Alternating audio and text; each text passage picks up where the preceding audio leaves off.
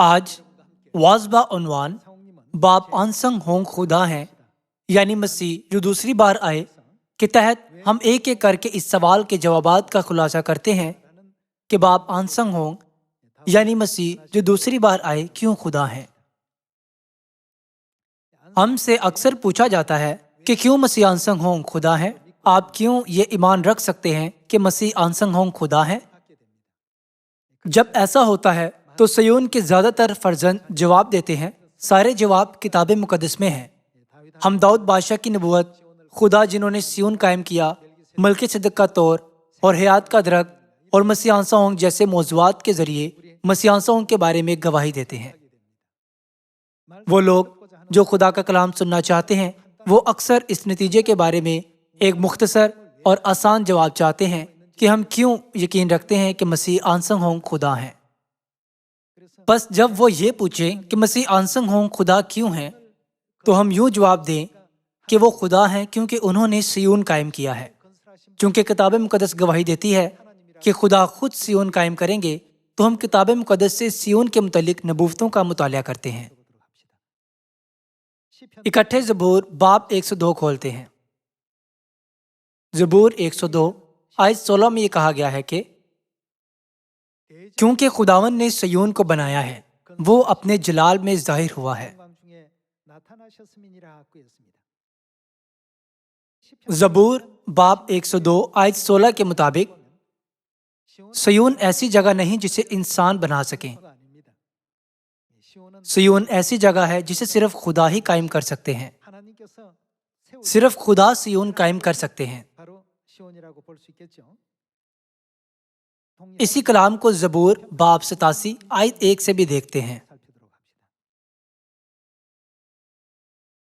اس کی بنیاد مقدس پہاڑوں میں ہے۔ خداوند سیون کے پھاٹکوں کو یعقوب کے سب مسکنوں سے زیادہ عزیز رکھتا ہے۔ اے خدا کے شہر، تیری بڑی بڑی خوبیاں بیان کی جاتی ہیں۔ سلا، میں راہب اور بابل کا یوں ذکر کروں گا کہ وہ میرے جاننے والوں میں ہے۔ فلسطین اور سور اور کوش کو دیکھو، یہ وہاں پیدا ہوا تھا۔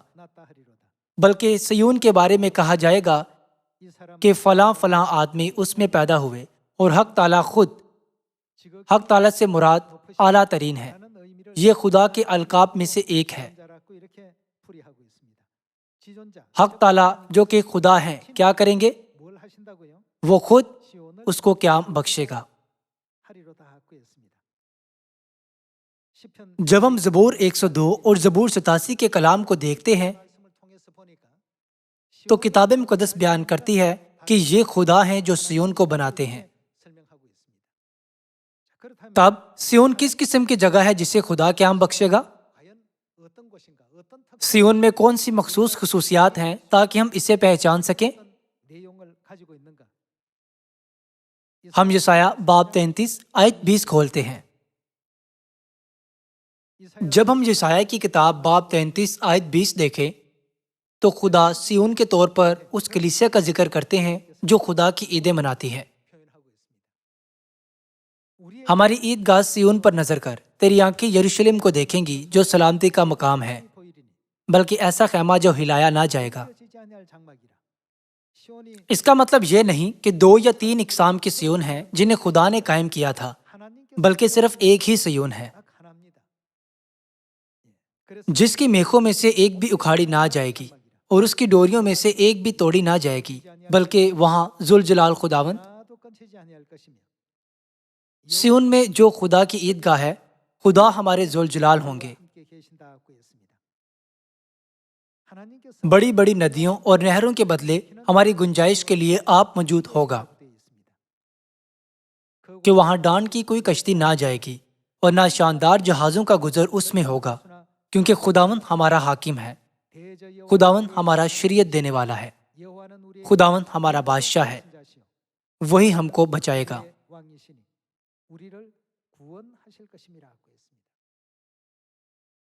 سیون جسے خدا نے دوبارہ بنانے کا وعدہ کیا تھا، ایسی جگہ ہے جہاں خدا کی عیدیں منائی جاتی ہیں۔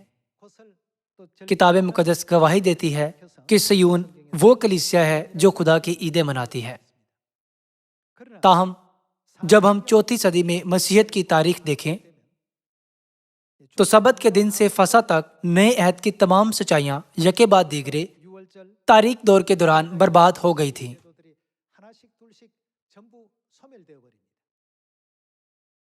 ہمیں پہلے سمجھنے کی ضرورت ہے کہ کیوں خدا نے اپنی عیدگاہ سیون کو دوبارہ بنانے کا ذکر کیا ہے۔ خدا کی عیدوں کو بہتر سمجھنے کے لیے ہم احبار باب 23 دیکھتے ہیں۔ احبار باب 23 آیت 1 سے دیکھتے ہیں۔ اور خداوند نے موسیٰ سے کہا کہ بنی اسرائیل سے کہہ کہ خداوند کی عیدیں جن کا تم کو مقدس مجموع کے لیے اعلان دینا ہوگا، میری وہ عیدیں یہ ہیں۔ دوسرے الفاظ میں خدا کی مقررہ عیدیں مدرجہ ذیل آیات میں ہیں۔ ہم آیت 3 سے جاری رکھتے ہیں۔ 6 دن کام کاج کیا جائے، پر 7واں دن خاص آرام کا اور مقدس مجمع کا سبت ہے۔ اس روز کسی طرح کا کام نہ کرنا۔ وہ تمہاری سب سکونت گاہوں میں خداوند کا کیا ہے؟ سبت ہے۔ خدا نے کہا یہ خداوند کی مقررہ عیدیں ہیں، اور ان عیدوں میں سے ایک سبت کے دن کا ذکر خدا نے 3 آیت میں کیا۔ ہم آیت 4 کی طرف جاتے ہیں۔ خداوند کی عیدیں جن کا اعلان تم کو مقدس مجموع کے لیے وقت معین پر کرنا ہوگا سو یہ ہیں۔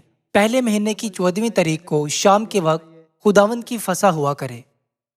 خداوند کی عیدوں میں سے ایک فسح ہے، جو پہلے مہینے کی 14ویں دن شام کے وقت شروع ہوتی ہے۔ یہاں خدا پہلے ہفتہ وار عید سبت کے دن کا ذکر کرتے ہیں، اور پھر سال میں ایک بار منائی جانے والی سالانہ عیدوں کا ذکر کرتے ہیں۔ آیت 5 دوبارہ پڑھتے ہیں۔ پہلے مہینے کی 14ویں تاریخ کو شام کے وقت خداوند کی فسح ہوا کرے، اور اسی مہینے کی 15ویں تاریخ کو خداوند کے لیے عید فطیر ہو۔ فسح خدا کی عید ہے، اور عید فطیر بھی خدا کی عید ہے۔ ہم آیت 9 کی طرف جاتے ہیں۔ اور خداوند نے موسیٰ سے کہا بنی اسرائیل سے کہہ کہ جب تم اس ملک میں جو میں تم کو دیتا ہوں داخل ہو جاؤ اور اس کی فصل کاٹو، تو تم اپنی فصل کے پہلے پھلوں کا ایک پولا کاہن کے پاس لانا۔ چونکہ انہیں اپنی فصل کے پہلے پھلوں کا ایک پولا لانا ہوتا تھا، اس لیے اسے پہلے پھلوں کا نام دیا گیا تھا۔ یہاں خدا نے انہیں سکھایا کہ پہلے پھلوں کا دن کیسے منانا ہے۔ ہم آیت 15 سے دیکھتے ہیں۔ اور تم سبت کے دوسرے دن سے جس دن ہلانے کی قربانی کے لیے پولا لاؤ گے گننا شروع کرنا، یعنی پہلے پھلوں کی عید سے، جب تک 7 سبت پورے نہ ہو جائیں۔ جیسا کہ اس میں 7 پورے ہفتوں کا ذکر کیا گیا ہے، تو 7 مکمل ہفتوں میں شامل دنوں کی تعداد 7 ضرب 7 ہے، جو 49 دن بنتے ہیں۔ تب اتوار سے 49 دن گن لیں، اور 7ویں سبت کے دوسرے دن تک 50 دن گن لینا۔ کتاب مقدس میں یہ ہفتوں کی عید کہلاتی ہے، اور پینتیکوس کا دن بھی کہلاتا ہے۔ اعمال باب 2 میں اسے پینتیکوس کا دن لکھا گیا ہے، جو 50 کو ظاہر کرتا ہے۔ یہ سب عیدیں خدا کی عیدیں ہیں۔ یہ سبت کا دن، فسح، عید فطیر، پہلے پھلوں کا دن اور ہفتوں کی عید پینتیکوس کا دن ہے۔ ہم نرسنگوں کی عید بھی دیکھتے ہیں۔ ہم آیت 23 کی طرف جاتے ہیں۔ اور خداوند نے موسیٰ سے کہا بنی اسرائیل سے کہہ کہ 7ویں مہینے تقویم مقدس کی پہلی تاریخ تمہارے لیے خاص آرام کا دن ہو۔ اس میں یادگاری کے لیے نرسنگیں پھونکے جائیں اور مقدس مجمع ہو۔ تم اس روز کوئی خادمانہ کام نہ کرنا، اور خداوند کے حضور آتشین قربانی گزراننا۔ تقویم مقدس کے 7ویں مہینے کے پہلے دن کفارے کے دن کی تیاری میں نرسنگیں پھونکنے کی عید ہوتی ہے۔ 10 دنوں کے بعد کفارہ کا دن ان تمام گناہوں کے کفارے کے مقصد سے منعقد کیا جاتا ہے جو اسرائیلی سال بھر میں کرتے تھے۔ نرسنگیں پھونک کر لوگوں کو یہ یاد دلانے کی عید ہے کہ کفارے کا دن نزدیک آ رہا ہے۔ آیت 26 سے دیکھتے ہیں۔ اور خداوند نے موسیٰ سے کہا اسی 7ویں مہینے کی 10ویں تاریخ کو کفارہ کا دن ہے۔ اس روز تمہارا مقدس مجمع ہو۔ خدا کی عیدوں میں سے نرسنگوں کی عید اور کفارے کا دن ہے۔ آیت 33 کی طرف جاتے ہیں۔ اور خداوند نے موسیٰ سے کہا بنی اسرائیل سے کہہ کہ اسی 7ویں مہینے کی 15ویں تاریخ سے لے کر 7 دن تک خداوند کے لیے عید قیام ہوگی۔ یہ سب عیدیں خدا کی عیدیں ہیں۔ یسایہ باب 33 میں وہ جگہ جہاں خدا کی عیدیں منائی جاتی ہیں اسے سیون کے طور پر بیان کیا گیا ہے۔ زبور باب 102 میں یہ لکھا ہے کہ وہ خدا ہی ہیں جو سیون کو دوبارہ بنائیں گے۔ موسیٰ کے وقت سے لے کر یسوع مسیح کے وقت تک زندگی کی ان تمام عیدوں کو 1500 سالوں تک مسلسل منایا گیا تھا۔ سبت کا دن اور فسح منانے کے یہ قوانین یسوع کے وسیلہ نئے عہد کے ضابطے میں تبدیل ہوئے تھے۔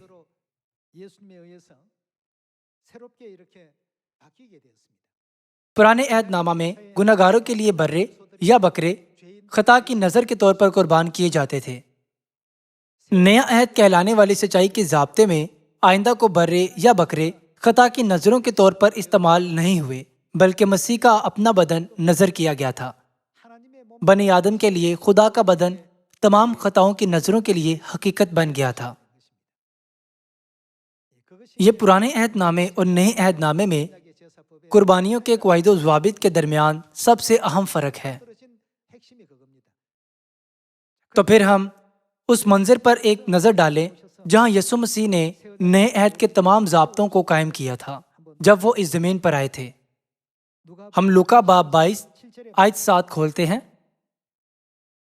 باب 22 آیت 7 میں یہ کہا گیا ہے کہ اور عید فطیر کا دن آیا جس میں فسح ذبح کرنا فرض تھا۔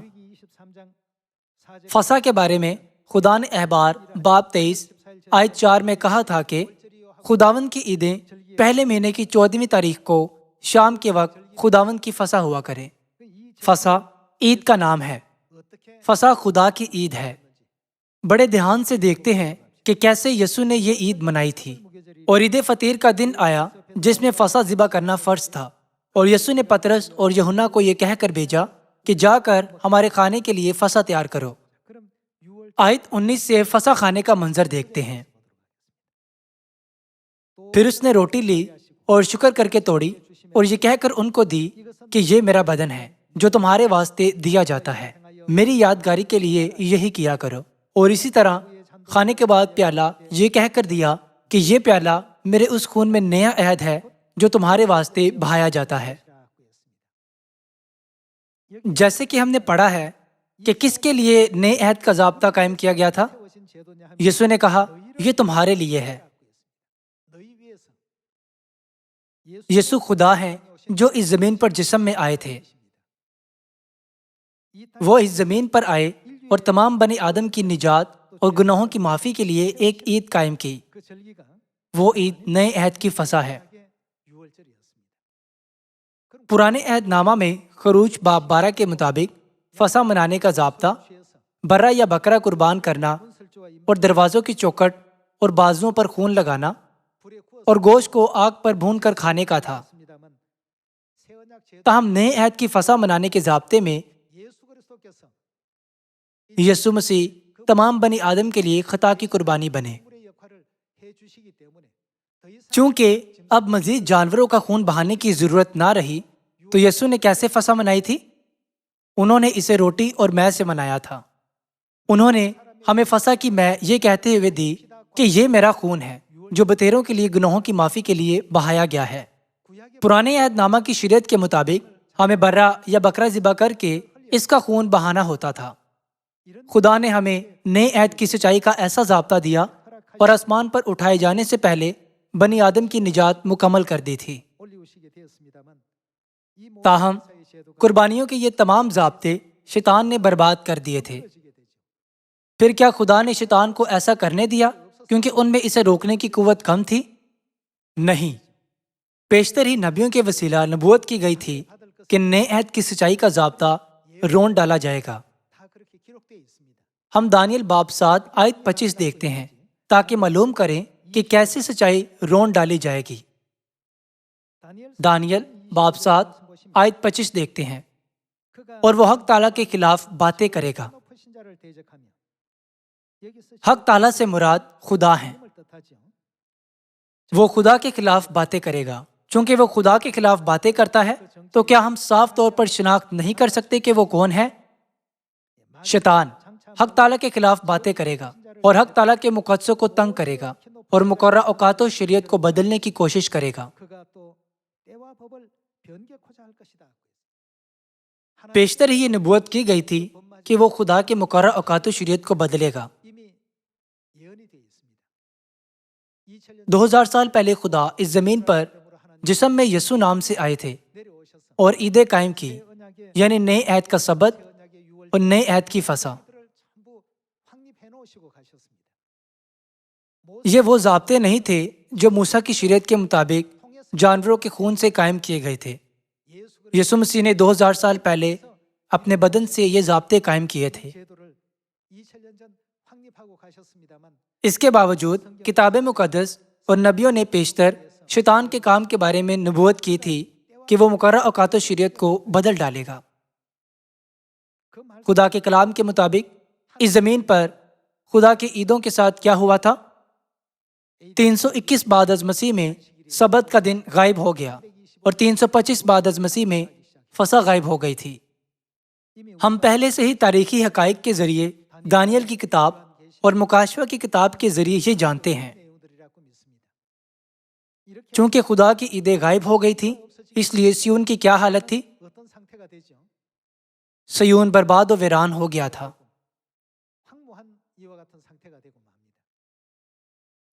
اس لیے خدا ضرور سیون کو دوبارہ بنائیں گے۔ کوئی بھی کبھی عیدوں کو باشمول سبت کا دن جو ختم کر دیا گیا تھا ڈھونڈ نہ پایا تھا۔ سیونتھ ڈے ایڈوینٹسٹ کلیسیا کتاب مقدس سے جانتی ہے کہ سبت کا دن اہم ہے، مگر ان کا سبت کا دن جمعے کو شروع ہوتا ہے۔ ان کا ماننا ہے کہ سبت کا دن جمعہ کی شام 6 بجے کے آس پاس شروع ہوتا ہے جب سورج غروب ہوتا ہے۔ تاہم جمعہ محض تیاری کا دن ہے، سبت کا دن ہفتہ ہونا چاہیے۔ طلوع آفتاب سے دن شروع ہوتا ہے۔ اس بات کا کوئی مطلب نہیں ہے کہ دن کا آغاز اس وقت ہوتا ہے جب سورج غروب ہوتا ہے۔ پس وہ جمعہ کی شام سے سبت کا دن غلط منا رہے ہیں۔ ان کے پاس سبت کے دن کا لفظ تو ہے، مگر وہ خدا کے حکم کے مطابق حقیقی سبت کا دن نہیں مان رہے ہیں۔ نیز چونکہ ہم مستعدی سے فسح کی بنیادی کرتے ہیں، اس لیے زیادہ تر لوگ نام فسح کی نقل کرتے اور کہتے ہیں کہ ہم شمسی کیلنڈر کی 14ویں تاریخ کو فسح مناتے ہیں۔ کوئی روٹی یا مے نہیں کھاتا پیتا ہے۔ ہمیں محض ایمان رکھنے کی ضرورت ہے۔ ہم اسے کیوں کھائیں؟ وہ اب یہ باتیں سکھا رہے ہیں۔ اگرچہ گیہوں کی مانند کڑوے دانے ہوتے ہیں، پر ہم سمجھ سکتے ہیں کہ وہ کیوں گیہوں کا سا کام نہیں کر سکتے۔ تو پھر کون نئے عہد سے سیون کو دوبارہ قائم کرے گا؟ خدا کے بغیر سیون دوبارہ قائم نہیں کیا جا سکتا۔ کتاب مقدس نبوت کرتی ہے کہ خدا دوبارہ اس زمین پر آئیں گے، کہ سچائی کے ان ضابطوں کو بحال کریں گے جو تاریخ دور میں برباد ہو گئے تھے اور جنہیں 1600 سالوں سے زیادہ عرصہ تک کسی نے نہیں منایا تھا۔ ایک بار پھر زبور 102 سے دیکھتے ہیں۔ زبور باب 102 آیت 13 میں یہ کہا گیا ہے کہ تو اٹھے گا اور سیون پر رحم کرے گا، کیونکہ اس پر ترس کھانے کا وقت ہے، ہاں اس کا معین وقت آ گیا ہے۔ جب خدا کا مقررہ وقت آئے گا تو خدا سیون پر ترس کھائیں گے جو برباد ہو چکا ہے، اور وہ سیون کو دوبارہ قائم اور بحال کریں گے تاکہ یہ درست طور پر کام کر سکے۔ کیونکہ اس پر ترس کھانے کا وقت ہے، ہاں اس کا معین وقت آ گیا ہے، اس لیے کہ تیرے بندے اس کے پتھروں کو چاہتے اور اس کی خاک پر ترس کھاتے ہیں، اور قوموں کو خداوند کے نام کا اور زمین کے سب بادشاہوں کو تیرے جلال کا خوف ہوگا، کیونکہ خداوند نے دوبارہ کیا بنایا؟ سیون کو بنایا ہے، وہ اپنے جلال میں ظاہر ہوا ہے۔ یہاں ہمیں یہ بات سمجھنی چاہیے کہ یہ پہلی بار نہیں کہ خدا نے سیون کو بنایا ہے۔ یہاں اس آیت میں لکھا ہے کہ سیون کو دوبارہ بنانا خدا کی مرضی ہے، یعنی خدا سیون کو دوسری بار بنائیں گے۔ انگریزی کتاب مقدس میں یہ صاف صاف لکھا ہے کہ خدا سیون کو دوبارہ بنائیں گے۔ یسوع اس زمین پر 2000 سال پہلے آئے اور نئے عہد کی سچائی کے ضابطے قائم کیے۔ انہوں نے بنی آدم کے گناہوں کا کفارہ جانوروں کے خون سے نہیں دیا تھا، بلکہ اپنے بیش قیمت خون سے۔ انہوں نے بنی آدم کے لیے نجات اور ہمیشہ کی زندگی کی راہ کھولی۔ کیا سبت کا دن اور فسح خدا کی روحانی قربانیاں نہیں ہیں؟ یہ قربانیاں تاریخ دور میں منسوخ کر دی گئی تھیں۔ قدرتی طور پر نئے عہد کی تمام عیدیں بھی منسوخ کر دی گئی تھیں۔ اسی وقت مسیحیوں نے سوچا کہ مسیحیت کو یہودیت سے مختلف ہونا چاہیے، اس لیے ہم وہ عیدیں نہیں منائیں گے جو یہودی مناتے ہیں۔ اس وجہ سے انہوں نے ان تمام رسومات کا جائزہ لینا شروع کر دیا جو یسوع نے نئے عہد کے طور پر نہیں منائی، بلکہ ایسی رسومات کے طور پر جو یہودی مناتے تھے۔ اسی طرح آج مسیحی اصرار کرتے ہیں کہ فسح یہودیوں کی عید ہے اور سبت کا دن بھی یہودیوں کی عید ہے۔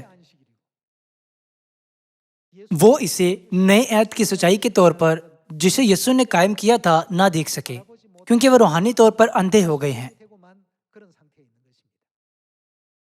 اسی لیے زبور باب 102 میں لکھا ہے کہ خداوند یہوہ صیون کو دوبارہ بنائیں گے۔ تو پھر یہ ایسا کام ہے جو صرف خدا ہی کر سکتے ہیں۔ یہ کسی جھوٹے نبی یا ماہر علم الہیات کے لیے ناممکن کام ہے۔ حالانکہ بہت زیادہ ماہر علم الہیات اور کتاب مقدس کے معلمین ہیں جو کتاب مقدس کا مطالعہ کرتے ہیں۔ ہمیں فسح منانی چاہیے، ہمیں درست طور پر سبت کا دن ماننا چاہیے، ہمیں صحیح طرح سے خدا کی عیدیں منانی چاہیے۔ جب تک باپ آنسنگ ہونگ اس زمین پر نہیں آئے، کبھی کسی نے یہ تعلیمات نہیں دی اور نہ ہی ہمیں سکھائی ہیں۔ ایسا کیوں ہے؟ اس کی وجہ یہ ہے کہ یہ سب زبور باب 102 آیت 16 میں پہلے ہی نبوت کی جا چکی ہے۔ اس کی وجہ یہ ہے کہ صرف خدا ہی صیون کو قائم کریں گے، نہ کہ انسان۔ خدا عید گاہ صیون کو قیام بخشیں گے، یعنی وہ عیدوں کے تمام ضابطوں کو بحال کریں گے جو برباد ہو گئے ہیں۔ کیا دنیا میں کوئی ایسا مذہبی ادارہ ہے جو فسح سے لے کر عید قیام تک درست طور پر 3 وقتوں کی 7 عیدیں مناتا ہو؟ خدا کی کلیسیا کے سوا کوئی اور نہیں ہے۔ اس کا کیا مطلب ہے؟ خدا کی کلیسیا میں کون رہتا ہے؟ کس نے صیون قائم کیا؟ کیا اس کا مطلب یہ نہیں کہ خدا کی کلیسیا میں خدا رہتے ہیں؟ کس نے نئے عہد کی 3 وقتوں کی 7 عیدوں کو ہم پر آشکارا کیا؟ کس نے ہمیں سبت کے دن کے بارے میں سکھایا؟ کس نے نجات کی سچائی کا اعلان کیا اور ہماری رہنمائی آسمان کی بادشاہی کو کی؟ ہم نے کس سے یہ تعلیمات سیکھی تھی؟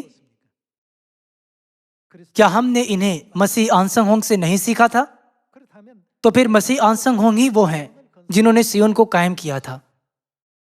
اگر انہوں نے نبوت کے مطابق صیون قائم کیا تھا تو وہ خدا ہیں۔ کیا صیون بنانے کا کام ایسا کام نہیں ہے جو صرف خدا ہی کر سکتے ہیں؟ آیت 17 دوبارہ پڑھتے ہیں۔ اس نے بے کسوں کی دعا پر توجہ کی اور ان کی دعا کو حقیر نہ جانا۔ یہ آئندہ پشت کے لیے لکھا جائے گا اور ایک قوم پیدا ہوگی جو خداوند کی ستائش کرے گی، کیونکہ اس نے اپنے مقدس کی بلندی پر سے نگاہ کی۔ خداوند نے آسمان پر سے زمین پر نظر کی تاکہ اسیر کا کرہنہ سنے اور مرنے والوں کو چھڑا لے، تاکہ لوگ صیون میں خداوند کے نام کا اظہار اور یروشلم میں اس کی تعریف کریں، جب خداوند کی عبادت کے لیے قومیں اور مملکتیں مل کر جمع ہوں۔ یہ لکھا ہے کہ جب خدا صیون کو دوبارہ بناتے ہیں تو دنیا کے سب لوگ اکٹھے خدا کی عبادت کریں گے اور خوف مانیں گے۔ کتاب مقدس اور نبیوں کی نبوتوں کے مطابق صرف خدا ہی صیون کو دوبارہ بنا سکتے ہیں۔ تو پھر صیون کو دوبارہ بنانے والا کب ظاہر ہوتا ہے؟ اور جیسے انہوں نے پطرس سے پوچھا تھا کہ تم مجھے کیا کہتے ہو، یہی بات جب وہ ہم سے پوچھے تو ہمیں کیا جواب دینا چاہیے؟ ہمیں یہ کہتے ہوئے جواب دینا چاہیے کہ آپ ہمارے خدا ہیں، آپ ہمارے نجات دہندہ خدا ہیں جو ہمیں بچائیں گے۔ کیا ہمیں انہیں یہ جواب نہیں دینا چاہیے؟ اس کی وجہ یہ ہے کہ زبور باب 102 آیت 16 میں یہ لکھا ہے، وہ جس نے سیون کو دوبارہ بنایا ہے۔ ہم سب کتاب مقدس پر یقین رکھتے ہیں۔ ہم یہ ایمان بھی رکھتے ہیں کہ ہمیں کتاب مقدس کے کلام میں نہ کچھ بڑھانا نہ کچھ نکالنا چاہیے۔ چونکہ ہم کتاب مقدس کے کلام پر ایمان رکھتے ہیں، تو اگر سیون کو قائم کرنے والا اس زمین پر ظاہر ہو تو ہمیں انہیں اپنی طرح ایک عام آدمی نہیں گرداننا چاہیے۔ وہ کون ہیں؟ وہ ہمارے خدا ہیں۔ مسیح آنسنگ ہونگ اس زمین پر آئے اور ہمیں نئے عہد کی سچائی سکھائی۔ کیا یہی وجہ نہیں کہ ہم آج یہاں آئے ہیں؟ اکثر لوگ پوچھتے ہیں، آپ کیوں ایمان رکھتے ہیں کہ مسیح آنسنگ ہونگ خدا ہیں، یعنی مسیح جو دوسری بار آئے ہیں؟ اس سوال کا ہم یوں جواب دیں کہ مسیح آنسنگ ہونگ خدا ہیں کیونکہ انہوں نے سیون قائم کیا تھا۔ کیا یہ کتاب مقدس میں نہیں ہے؟ بے شک یہ ہے۔ انہیں زبور باب 102 آیت 16 دکھائیں۔ کیا یہ اس آیت میں نہیں لکھا کہ خدا سیون کو دوبارہ بنائیں گے؟ سیون کیا ہے؟ کتاب مقدس میں دنیاوی سیون اور روحانی سیون ہے۔ یسایہ باب 33 آیت 20 کے مطابق روحانی سیون جسے خدا دوبارہ بنائیں گے ایسی جگہ ہے جہاں خدا کی عیدیں منائی جاتی ہیں۔ ایسے کئی ماہر علم الہیات اور عالمین ہیں جو کتاب مقدس کا مطالعہ کرتے ہیں۔ حالانکہ یہ کتاب مقدس کی 66 کتابوں میں واضح طور پر موجود ہے، پر وہ سیون کے بارے میں اس سچائی کو ڈھونڈ نہیں سکتے۔ اس کی وجہ یہ ہے کہ وہ خدا نہیں ہے۔ وجہ بڑی سادہ سی ہے۔ مسیح آنسنگ ہونگ کون ہیں کہ انہوں نے اپنے فرزندوں کو سکھایا کہ نئے عہد کی فسح اور 3 وقتوں کی 7 عیدیں منائیں۔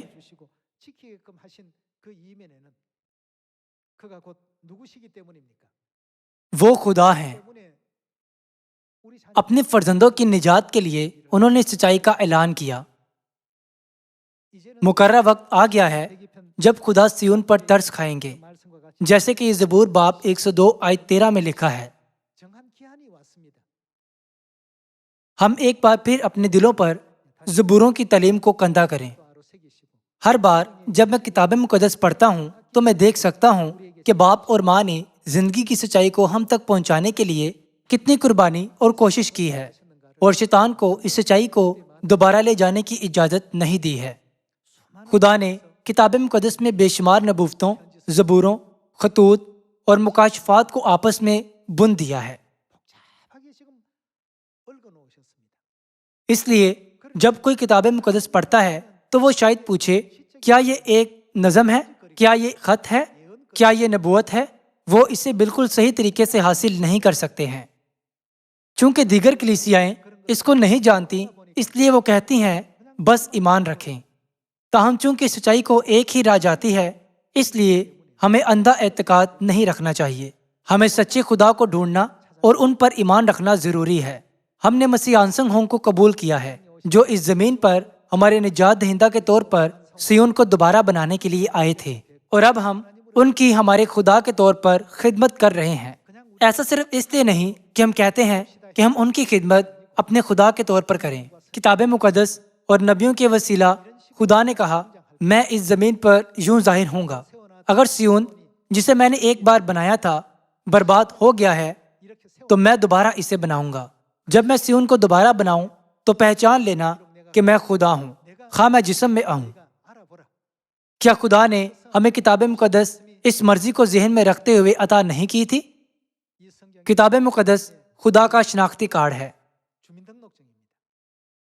جب کسی شخص کی شناخت چیک کی جاتی ہے تو اس شخص کا چہرہ شناختی کارڈ پر موجود تصویر کے ساتھ ملایا جاتا ہے، اور اس آدمی یا عورت کی انگلیوں کے نشان بھی چیک کیے جاتے ہیں۔ اس شخص کی تصدیق شناختی کارڈ سے کی جاتی ہے۔ کتاب مقدس ہمیں بتا رہی ہے کہ سیون کو دوبارہ بنانے والا ہی خدا ہے، اس لیے ہمیں انہیں قبول کرنا اور انہیں جلال، عزت اور حمد دینی چاہیے، امید کرتے ہوئے کہ ہم وہ وفادار گواہ بنیں گے جو نہ صرف کوریا میں بلکہ پوری دنیا میں خدا باپ اور خدا ماں کے جلال کو روشن کریں گے۔ میں اس واز کو ختم کروں گا۔ آپ کا بہت شکریہ۔